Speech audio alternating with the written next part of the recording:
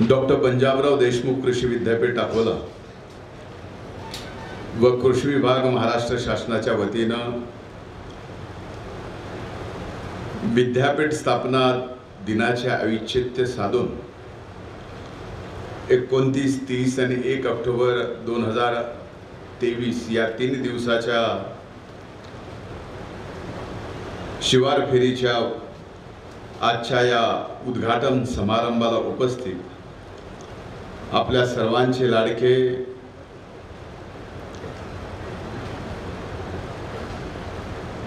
आदरणीय नामदार नितीनजी गडकरी साहेब, इथं उपस्थित या विद्यापीठाचे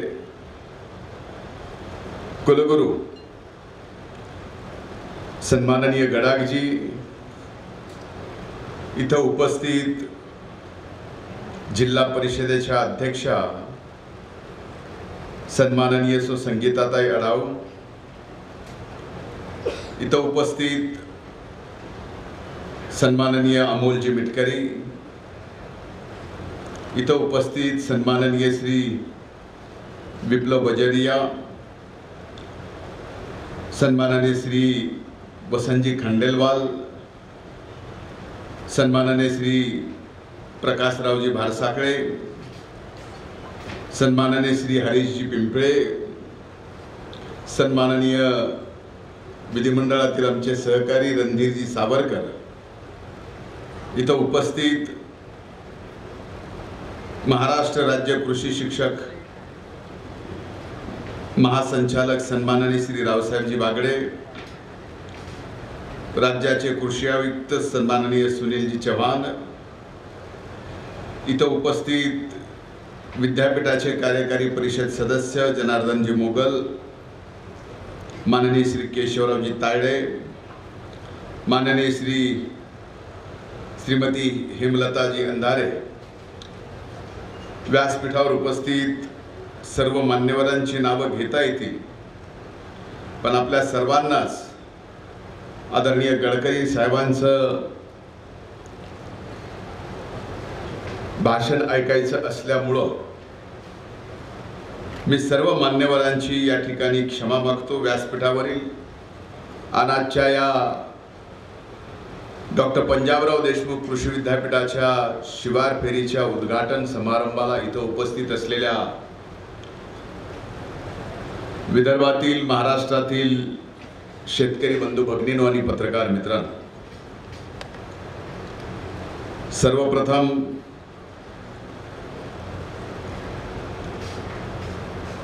कृषी शास्त्रज्ञ डॉक्टर MS स्वामीनाथन साहेबांना मी राज्याचा कृषी मंत्री या नात्यानं भावपूर्ण श्रद्धांजली अर्पित करतो. कालच अनंत चतुर्थी आपण साजरी केली, ईदही साजरी केली. या दोन्हीही महत्त्वाच्या सणाच्या मी आपल्या सर्वांना मनापासून या ठिकाणी शुभेच्छा देतो. डॉक्टर पंजाबराव देशमुख कृषी विद्यापीठ आणि महाराष्ट्र शासनाच्या कृषी विभागानं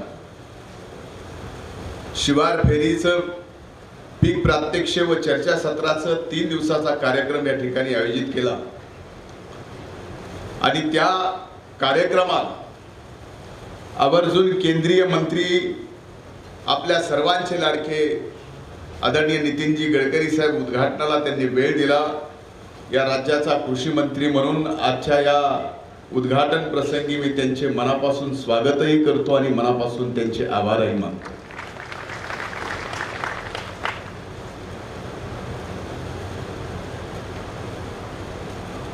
बऱ्याच जणांना बऱ्याच गोष्टी माहीत नसतील, पण माझ्या जीवनामध्ये आदरणीय गडकरी साहेबांचं काय महत्त्व हे विदर्भाच्या मातीत येऊन सांगायची मला कधी मागच्या 13-14 वर्षात संधी मिळाली नाही. म्हणून आज या विदर्भाच्या मातीत येऊन मी पहिल्यांदा ती सांगायची गडकरी साहेबांच्या समोर हिम्मत करतोय. इथं माझे सहकारी अमोल मिटकरी बसलेत, विधिमंडळाचे अनेक सहकारी इथं बसलेत. कदाचित आपल्यापैकी अनेक जणांना माहित नसेल,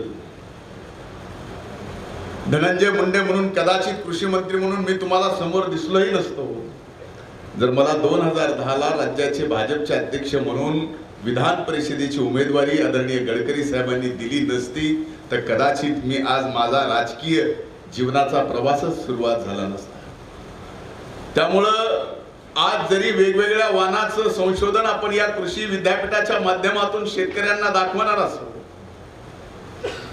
वेगवेगळ्या बीज संशोधनाचं आपण या ठिकाणी प्रत्यक्ष शेतकऱ्यांना दाखवणार असो, तरी समाजकारणामध्ये आणि राजकारणामध्ये राज्य पातळीवर माझ्यासारखं राजकीय एक बीज उत्पादन करण्यामध्ये सिंहाचा वाटा या ठिकाणी नक्कीच राजकीय परिस्थितीमध्ये आदरणीय गडकरी साहेबांचा हे मी जीवनात कधी विसरू शकत नाही। खरं तर राज्याचे मुख्यमंत्री एकनाथरावजी शिंदे साहेब, उपमुख्यमंत्री देवेंद्रजी फडणवीस साहेब, उपमुख्यमंत्री अजितदादा पवार साहेब या सर्वांचे मी आभार मानतो की मला या कृषी विभागाची जबाबदारी दिली। शेतकऱ्याचा मुलगा म्हणून सबंध आयुष्यभर वडिलांनी शेती केली, ऊसतोड मजुरीही केली आणि ती शेती वडील गेल्यानंतर आपल्यावर करायची जबाबदारी मी माझ्या खांद्यावर घेतली। पण आज त्या सबंध राज्यातल्या शेतकऱ्याच्या विभागाची जबाबदारी कृषी मंत्री म्हणून माझ्यावर यांनी दिली, त्याबद्दल मी या तिघांचे सुद्धा मी मनापासून या ठिकाणी आभार मानतो। खरं तर आजच्या या कार्यक्रमाच्या निमित्तानं मला याची जाणीव आहे की आदरणीय गडकरी साहेबांना 4 वाजता इथून टेक ऑफ घ्यायचा आहे, पण ही परिस्थिती असताना सुद्धा मला ही जबाबदारी घेऊन फक्त 2 महिने झाले। गडाख साहेब आपल्याला या ठिकाणी कुलगुरू म्हणून जबाबदारी घेऊन कमीत कमी 1 वर्ष तरी झाले, मला तर 2च महिने झाले। आणि सगळ्यात महत्त्वाचं, माझं आयुष्यामध्ये समाजकारणामध्ये आल्यानंतर, राजकारणामध्ये आल्यानंतर पहिलं स्वप्न काय राहिलं असेल तर सर्वसामान्य शेतकऱ्याच्या जीवनामध्ये आर्थिक क्रांती घडवून आणणं हेच खऱ्या अर्थानं माझा शेतकऱ्याचा मुलगा म्हणून स्वप्न राहिलेलं आहे। आणि सुदैवानं आज ही जबाबदारी माझ्यावर आलेली आहे। आज आपल्या राज्यामध्ये 4 कृषी विद्यापीठ आहेत। या 4 कृषी विद्यापीठाच्या मोठ्या प्रमाणात हेक्टरावर जमिनी आहे। या 4ही कृषी विद्यापीठाचे वेगवेगळ्या पिकावर, झाडावर, रोपावर संशोधन पण आहे आणि एवढं चांगलं संशोधन आहे की अनेक संशोधनाची दखल परदेशामध्ये सुद्धा घेतली गेलेली आहे। पण माझ्या दृष्टीने आज शेतकऱ्याच्या जीवनामध्ये आर्थिक क्रांती घडवून आणायची असेल तर उत्पन्नावर 50% जोपर्यंत शेतकऱ्याच्या उत्पादन केलेल्या पिकाला भाव मिळत नाही तोपर्यंत या शेतकऱ्याच्या जीवनात आमूलाग्र बदल होऊ शकतो। आणि तो कसा होईल? माझ्यापेक्षा अधिकच, मी जरी शेतकऱ्याच्या पोटी जन्माला आलो असलो तरी माझ्यापेक्षा अधिकचा अनुभव, अधिकच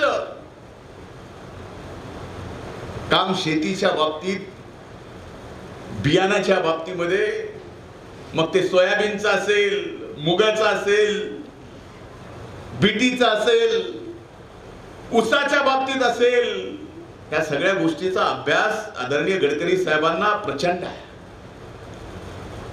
पण आज मूलतः सगळ्यात मोठी अडचण शेतकऱ्याच्या समोर काय आहे तर पहिल्यांदा आज शेतकऱ्यांनी आपल्या जीवनामध्ये पहिल्यांदा त्यातले त्यात माझ्या वयाच्या किंवा माझ्यापेक्षा कमी वयाच्या तरुण शेतकऱ्यांनी एक आपल्या मनात खून गाठ मानली पाहिजे की माझी शेती ही मी परंपरागत वडिलोपार्जित आहे तशीच केली पाहिजे। कारण पूर्वी एक काळ होता ज्यावेळेस शेती सर्वोत्तम होती, व्यवसाय द्वितीय होता आणि नोकरी म्हणजे चाकरी ही तृतीय धरली जायची. या मागच्या 50-100 वर्षाच्या काळात हा बदल असा झाला की चाकरी म्हणजे नोकरी सर्वोत्तम झाली आणि शेती मात्र ही सर्वात शेवट गेली. याचं कारणही तसंच आहे. वर्षानुवर्ष अनेक काळापासून सगळ्या नैसर्गिक संकटाला तोंड देत आज ही शेतकऱ्याची जात या राज्यात, या देशात, या जगात उभी आहे. मला असा कुठलाही व्यवसाय आपल्यापैकी कुणीही एक जणाने सांगावं की जो व्यवसाय उघड्या आभाळाखाली कुणी करतं.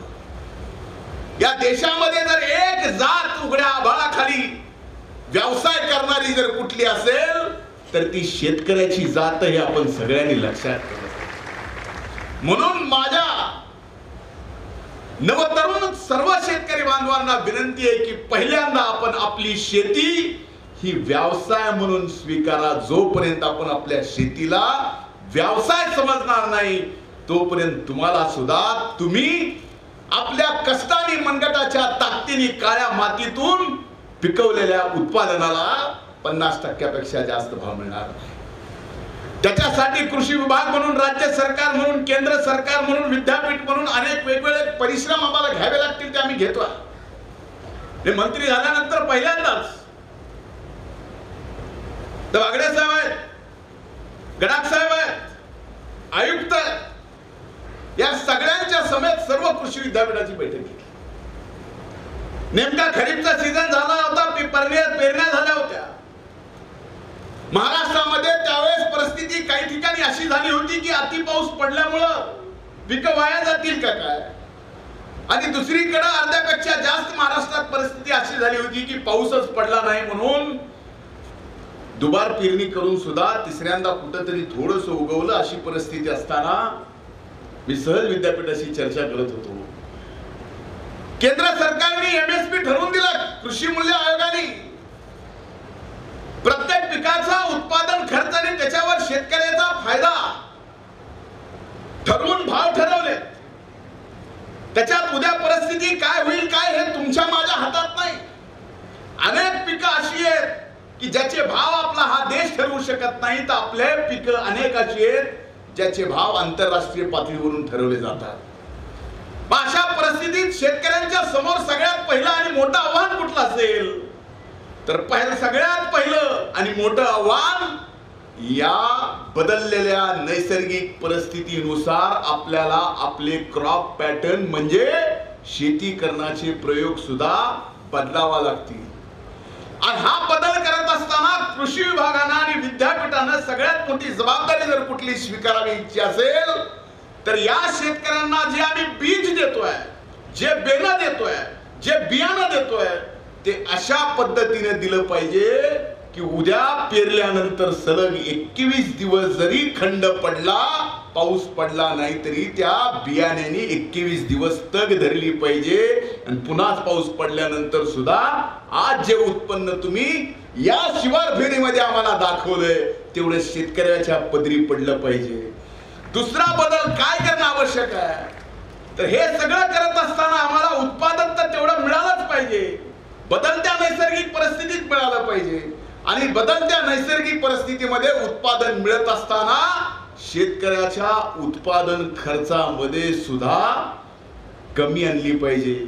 म्हणून विद्यापीठाच्या त्या बैठकीमध्ये राज्याचा कृषी मंत्री म्हणून 4ही विद्यापीठाच्या कुलगुरूंना मी सांगितलं की असे प्रयोग 100 एकरचे तुम्ही घ्या.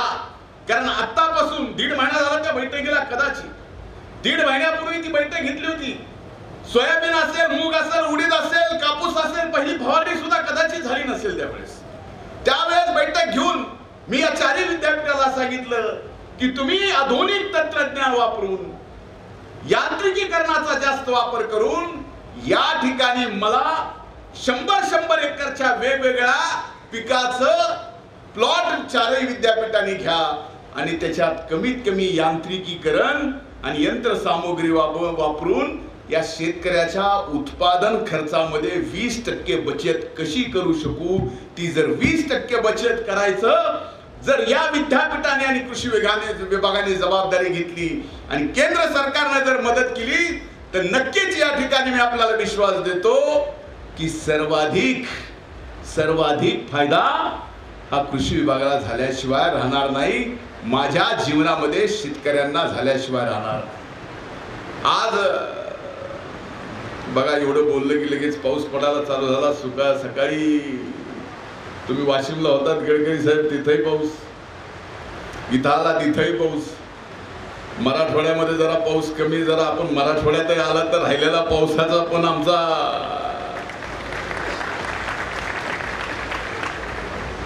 जो डिस्ट्रेस तयार झालाय तो पण भरून निघेल. माझी विनंती म्हणून मी आपल्याला सांगतो की शेतकऱ्याच्या जीवनामध्ये बदल घडू शकतो.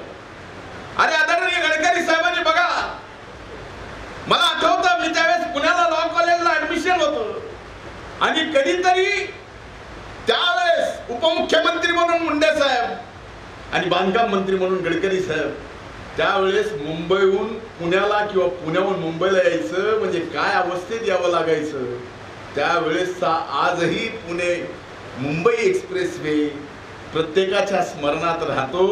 आणि आज देशामध्ये संबंध इन्फ्रा जे बदलला, मी रात्री विमानाने आलो नाही सर, मी गाडीने आलो. आणि आजकाल विमानाने हेलिकॉप्टर मध्ये फिरण्यापेक्षा गाडीनं फिरायला मजा वाटते. याचं कारण असं आहे की आपण गडकरी साहेब या देशातले रस्ते फार चांगले आणि ह्याला कुणीही नकारू शकत नाही. म्हणून मी गडकरी साहेबांना विनंती केली की लोकसभेच्या निवडणुका याला आणखी वर्षभर वेळ आहे. जर मधल्या ह्या काळामध्ये कृषी विभागाची जबाबदारी सुद्धा तुम्ही जर तुमच्या खांद्यावर घेतली तर आमच्या या शेतकऱ्याच्या जीवनामध्ये सुद्धा या देशातल्या, फक्त महाराष्ट्राच्या नाही देशातल्या, बदल झाल्याशिवाय राहणार. इच्छाशक्ती असायला पाहिजे. इच्छाशक्ती असल्यावर काय बदल होऊ शकतो हे अनेक उदाहरणं आपण पाहिलेत. त्यातलं आज उदाहरण आजच्या पिढीला सांगायचं झालं तर इच्छाशक्ती असल्यावर देशातील इन्फ्रा, देशातील रस्ते, देशातील पुलं, हे सगळा बदल, हा विकास होऊ शकतो हे दाखवून या ठिकाणी आपल्याला गडकरी साहेबांनी दिलेलं आहे. म्हणून आजच्या कार्यक्रमाच्या निमित्तानं आज गडकरी साहेबांना कृषी विभाग म्हणजे बघा, मधल्या काळात मी सामाजिक न्याय विभागाचा मंत्री होतो. माझ्या मतदारसंघात माझ्यावर तर त्यांनी एवढं प्रेम केलं की कदाचित एवढं प्रेम कुणावर केलं नसेल. एवढा विकासासाठी त्यांनी मला निधी दिला. मी काय, कसा आहे, कुठं आहे, काय विषय नाही, पण खरंच सांगतो मला आजही तो क्षण आठवतोय ज्या क्षणामध्ये ज्यावेळेस गडकरी साहेब राज्याचे अध्यक्ष होते आणि पुण्याला मी मोदी साहेबांची सभा घेतली होती. त्यावेळेस मुंडे साहेब देशाचे राष्ट्रीय सरचिटणीस होते. त्याच्यानंतर मधल्या काळात कधी त्यांचं समोर मला भाषण करायची वेळ आली नाही. आणि आज तुम्ही आमदारकीची उमेदवारी 2010ला दिलेला व्यक्ती आज राज्याचा कृषी मंत्री म्हणून तुमच्या समोर बोलतोय. हा तुम्ही माझा केलेला गौरव आहे राजकीय जीवनामधला, तो मी कधीच विसरू शकत नाही. विद्यापीठाने काही मागण्या केल्या, मागून विद्यापीठाने मागितले 3,47,00,000 सांगताना त्यांनी 347 लाख म्हणले. मला वाटलं 347 कोटी मागतील का काय. जशी शेतकऱ्याची अवस्था आहे तशी कृषी विभागाची सुद्धा अवस्था तशीच आहे, विभाग म्हणून, बजेट म्हणून. पण आज एक जिम्मेदारीने सांगतो, गडकरी साहेबांच्या समोर सांगतो आणि इथं उपस्थित सर्व शेतकऱ्यांच्या समोर सांगतो की आपण या विद्यापीठाने एक काम हाती घेतलं, एक आदर्श गाव निर्माण करायचं. तुम्ही एक आदर्श गाव निर्माण करत असताना कुलकर्णी महोदय एक गोष्ट लक्षात ठेवा की त्या गावात एकही शेतकऱ्याची आत्महत्या झाली नाही पाहिजे. हा आदर्श आपल्याला समोर करायचा. नाही तर याच्या अगोदर आदर्श गावाच्या अनेक योजना आल्या, त्या योजना सफलही झाल्या. संत गाडगे बाबांच्या महाराजांच्या नावाने आपण या ठिकाणी योजना काढल्या, तंटमुक्तीच्या नावाने योजना काढल्या, महात्मा गांधींच्या नावाने योजना काढल्या. पण येणाऱ्या काळामध्ये माझ्या शेतकरी बंधू भगिनींना एवढीच विनंती करायची आहे की जीवन संपवण्याचा शेवटचा विचार आपण करू नका. ते जीवनामध्ये बदल करण्याचा विचार तुम्ही करायचं ठरवा. हे सरकार, हे कृषी विभाग, हे आम्ही सर्वजण तुमच्या खांद्याला खांदा लावून सोबत आहोत. वचन देतो की आपल्या जीवनामध्ये आर्थिक क्रांती घडल्याशिवाय एक शेतकऱ्याचा मुलगा म्हणून कृषी विभागाचा प्रमुख या नात्यानं स्वस्थ बसणार नाही. पुन्हा एकदा गडकरी साहेबांचं स्वागत करतो, थांबतो. धन्यवाद. जय हिंद, जय महाराष्ट्र.